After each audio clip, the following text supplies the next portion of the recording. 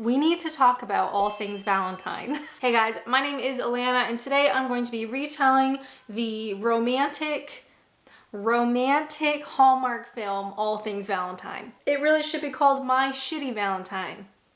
This is the type of humor you should expect from this video.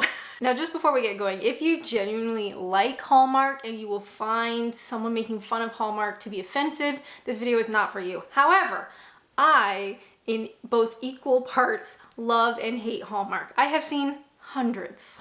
So if you are like myself, you love, hate these things. It's like a car crash that you can't look away from. If that sounds like you, I hope you like this video. So we start off with some royalty-free music and stock footage of a city that is later explained to be Portland, but who's to say? Surely not me. We then get an extended walking scene with balloons, helium balloons.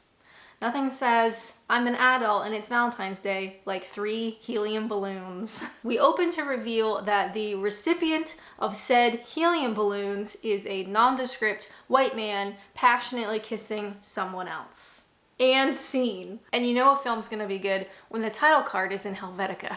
So our protagonist in this particular Hallmark, technically her name is Avery. Now this is completely inconsequential. It literally does not matter. So for the sake of this video, she is our girl. She's our Hallmark girl. And after just seeing her get ruthlessly cheated on Valentine's Day, we are rooting for her.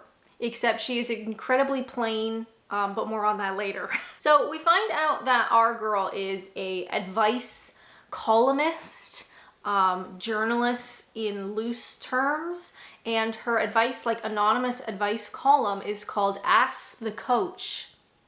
Now, why the sport metaphor? Why the coach? This is literally never mentioned again.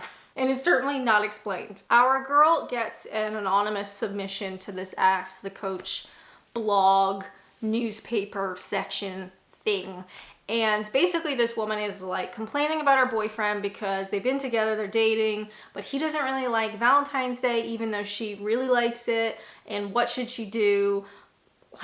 This is a question of an adult woman. And you know what our girl says? She says, dump his ass. Except she doesn't say ass because that word doesn't exist in the Hallmark cinematic universe. So we cut to the woman who asked the question. We're gonna call her woman number 2. I don't remember her name, but also it doesn't really matter. So we cut to woman number 2. She's on a date with said boyfriend that she was complaining about, and the date looked gorgeous. Like, they're at this restaurant. It looks really fancy. They're dressed up, like having a glass of wine. It looks like a wonderful date. Is she happy? No. She is complaining still that he doesn't like Valentine's Day, even though it means a lot to her. He says, well, I'm working on Valentine's Day.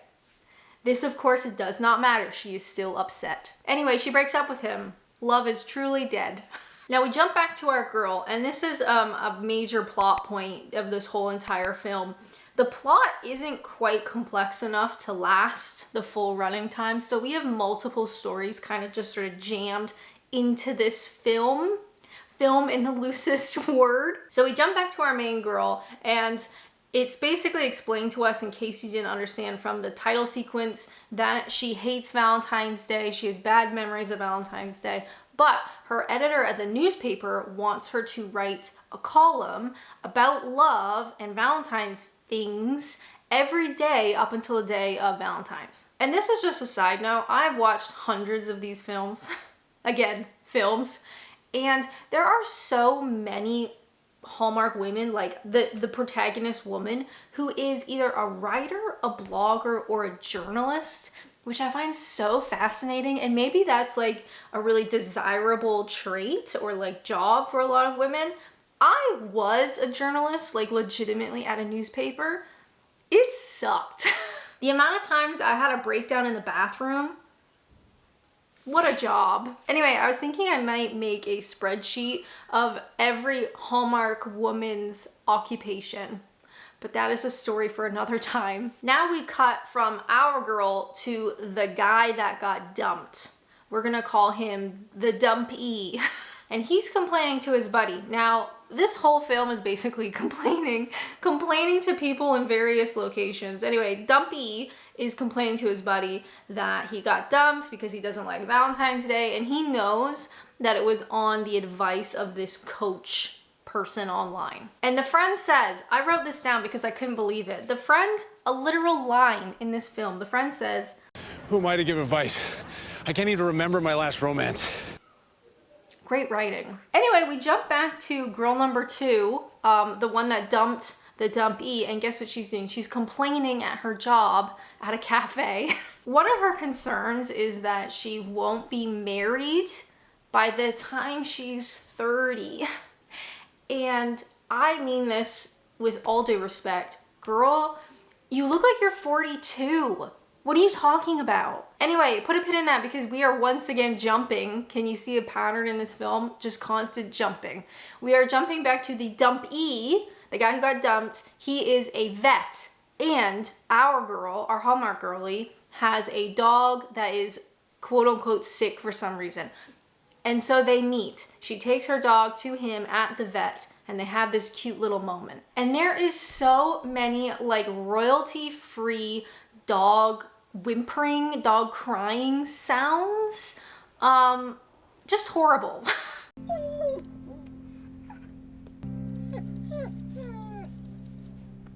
So in this vet sequence, they hit it off. There's like this weird Hallmark flirting. There is a level of chemistry, I will say. There's a lot of Hallmark films where the chemistry is in the negatives, if that's even possible. So there is a level of chemistry here, all right? I will give them that. And our girl invites the dumpee to this Valentine's Day event that she's gonna be writing about. And it's a class on fondue. Now, I don't know how much you can teach and learn about sticking fruit into melted chocolate, but what do I know? And no chocolate goes better with Valentine's Day than chocolate fondue. It's so easy to make, and tonight, you're gonna learn how. Cue chocolate fondue music montage with the vet.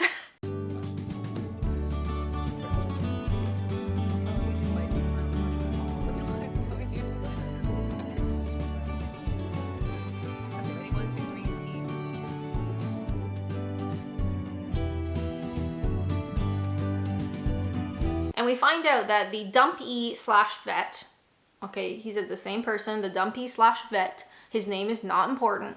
And we find out that he's still pissed that the coach gave advice, like recommended his girlfriend to dump him. So what does he do as a fully functioning adult male, like in his early 30s by the looks of it? He starts leaving hate comments on the coach's Valentine's Day columns. Yes, our love interest is a literal internet troll.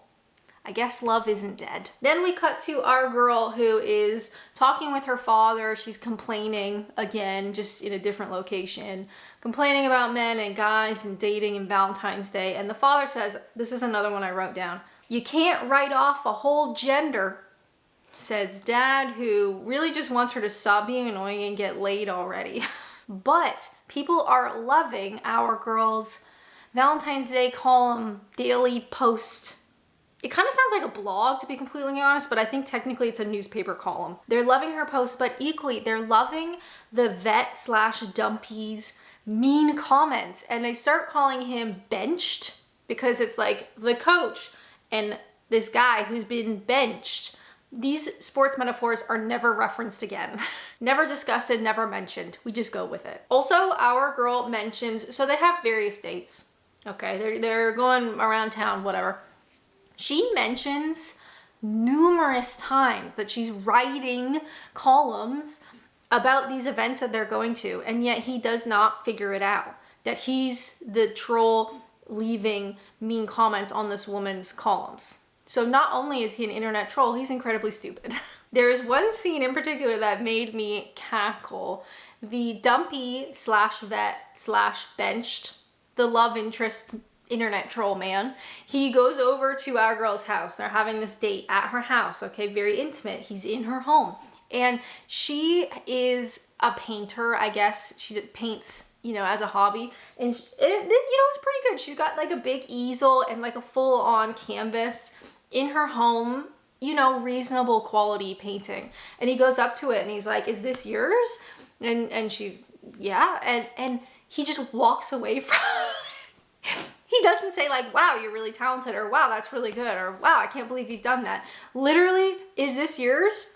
And then just walks away.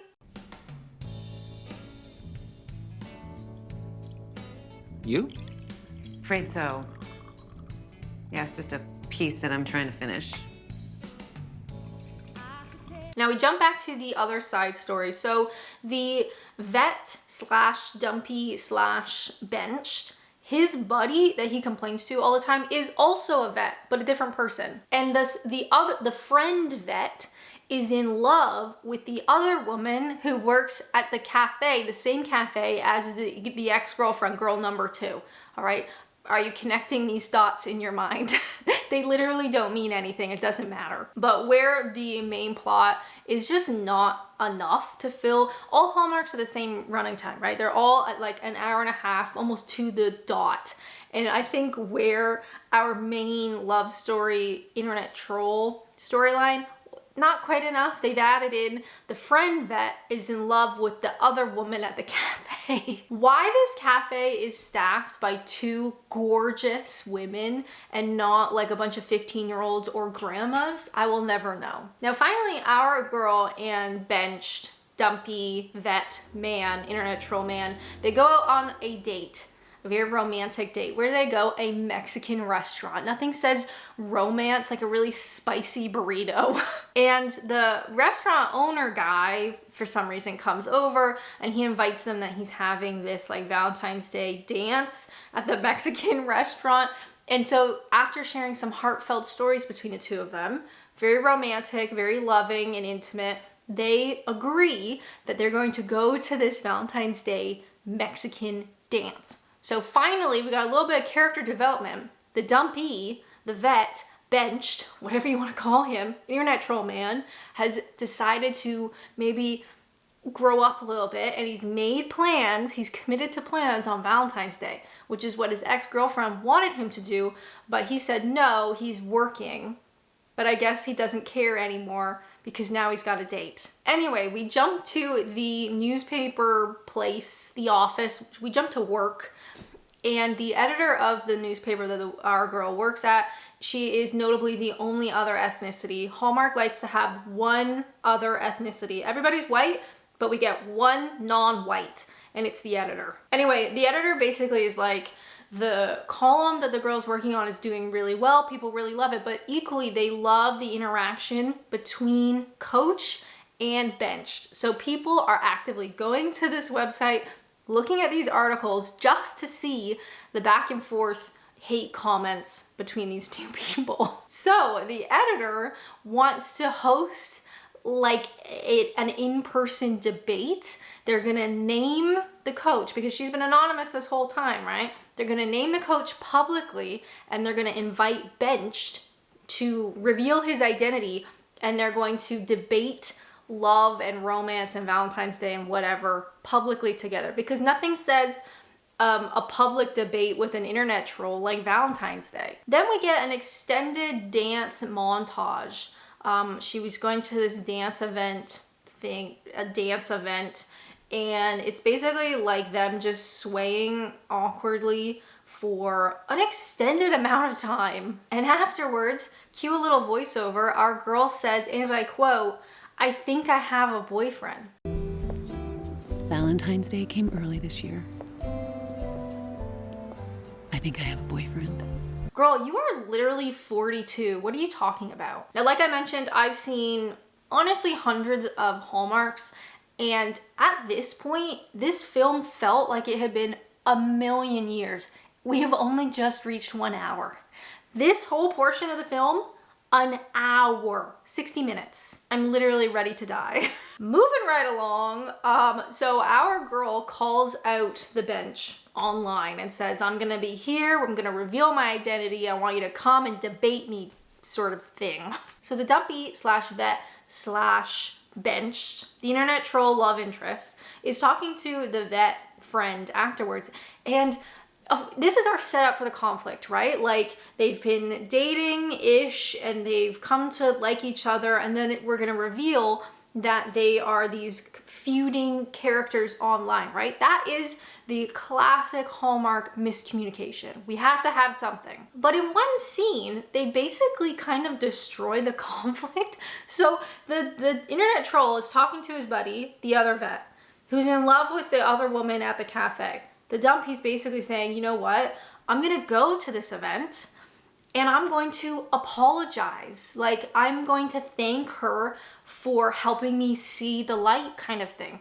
You know, I was in the wrong and I'm grateful for what the coach has taught me. So there's really no conflict anymore because he's actually grateful and thankful towards the coach. So when it is revealed that it's his girlfriend, he shouldn't be upset, because he kind of likes the coach now for teaching him about love and whatever. So then we cut to our girl. She is being made up, like fancy clothes. She's getting her hair done, whatever, to be exposed as the coach. And there's a makeup artist who's like doing stuff on her face with literally nothing. There's nothing on that brush, girl. Literally nothing. But maybe it's just a new makeup technique and we just don't understand. Now there's like tense music, the tension is building. There's a crowd, there's a literal crowd at this thing of like announcing, revealing who the coach is. And it is important to remember, this is not a small town Hallmark story. We are in a big city. These people don't have anything better to do. If it was a small town, I could get it. You know, there's nothing else going on. But we are technically supposed to be in Portland, and people are going to the unveiling of the coach. Whatever. Shouldn't these people be at work? It doesn't matter. So the vet is in the audience. The coach is revealed. Oh my God, it's our girl. Her name, do you guys remember? Avery. It's our girl Avery. And the coach is kind of a weird emotion, like angry and confused, and leaves. But why? Because he just said to his friend that he was thankful, he was gonna apologize. So why is he upset? Like, it doesn't really matter. But again, just don't think about it. We're just here for the ride. Then we get another scene of talking. This film, scenes of talking in various places. And it's our girl, and she's actually talking about how much she likes the vet, how grateful she is for meeting him.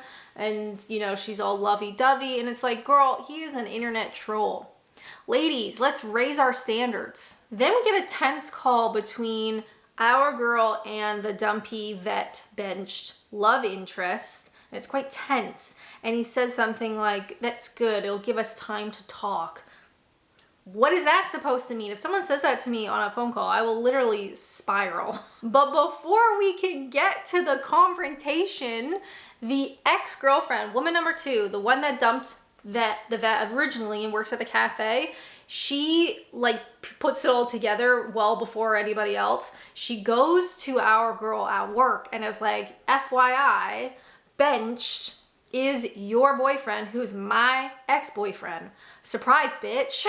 It's not totally clear why she does this. It's sort of referenced that maybe she is regretting dumping the vet and is kind of angry that he now has a new girlfriend when she hasn't really moved on. It's not really explained, but again, it's Hallmark, so just don't think about it. So our girl goes to the vet at his vet practice, I don't know what you call it, at his office, and we get a little angry confrontation. And yes, it is true, he is benched and everybody's angry. But I looked at the clock and thank God we have 13 minutes to resolve this. That's one thing I love about Hallmark movies, is basically at like that 3/4 length, we get a conflict, miscommunication typically, and then we've got a very short time that it's all resolved. So we have 13 minutes to resolve this problem. Cue montage of clouds and royalty-free music. What is our protagonist to do, right? Then we get more talking with side characters at a cafe, which is literally meaningless. Then we get the dad talking to our girl again, and he's basically like, you just need to get over it. He's really pushing her to just like be with this internet troll. So you know the situation is dire when your own father is really encouraging and pushing you to be with an internet troll. His advice is basically like, well, he just seemed really nice, so I think you should overlook the fact that he was harassing you online. Could you imagine? Incredible. And is the movie over yet? No. I kept looking at the clock. It is not over yet. Then our girl meets up with the ex-girlfriend, woman number 2. They sit on a bench and they talk about stuff that doesn't matter. And we're just talking in various locations at this point. We're trying to run down the clock. This is a run down the clock situation. And I think this is a good time to remember that our girl and the vet benched dumpy internet troll man, they've gone on maybe like 3 or 4 dates. This has probably only lasted maybe a week or 2. They haven't kissed. Like they talk about like this relationship like it's the ending of a 30-year marriage. No, they haven't even kissed yet. And at this point, I am well and truly losing the will to live. So happy Valentine's Day. Now we finally cut back to the vet friend, not the main vet, the vet friend who's in love with the other woman at the cafe, and he shows up and he professes his love for her with all these like gifts, and he wants to take her out. And the cafe is busy. It is dark outside. This poor woman looks like she's just worked a 12-hour shift. Like, who is buying coffee at like 8 o'clock at night? I don't get it. But they finally go out together. Yay, love isn't dead. And to be honest, the vet friend seemed way more likable than the main internet troll man, but it doesn't matter. Now, it is finally Valentine's Day. Okay. So we are in the finish line. I can see the ends of this film. It's coming up. It's finally Valentine's Day.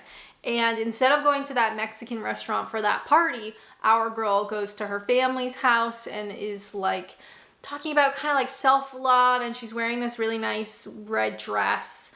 And she's like, no, I bought the dress for me. And it's kind of like, yeah, girl, like, love yourself. Who needs this man? You haven't even kissed yet. Like, just move on. But wait, we're not done yet. She goes home and there is a message from Benched, who's basically apologized. It's a weak apology, to be completely honest. It's very watered down, lazy, but it is an apology from Benched. And surprise, he's standing outside of her home while she's reading this comment. Okay, the call is literally coming from inside the house. Cue somewhat romantic speech, and they finally kiss. Fade to black. And then, it's not over yet, by the way, they're at that Mexican party, like the Mexican restaurant that was hosting the Valentine's Day party. Somehow they still had time to go to this party, and you can see everybody in the background like jumping around, dancing to this Mexican music, and our couple is just swaying. It is so jarring. The music is not right. It's like whatever song that they meant to use, I guess, got copyright claimed, and some assistant just picked the first royalty-free music song that they could find.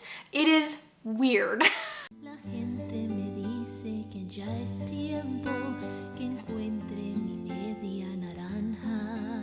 And finally, we get the sweet release of death, and this movie is over. God, my butt went to sleep after that. Now for Hallmarks, I have 3 ratings: chemistry, plot, and enjoyment. Now chemistry, I'm gonna give it 4 out of 5. It's not bad. Like, there are some Hallmarks where, how do I put it? The man does not seem interested in women, or the woman is just so unlikable that seeing them together is painful, and there's like, or they look like siblings. There's all sorts of variations. So I will say in this one, there is some level of chemistry, 4 out of 5. Plot, I'm gonna give this 1 out of 5.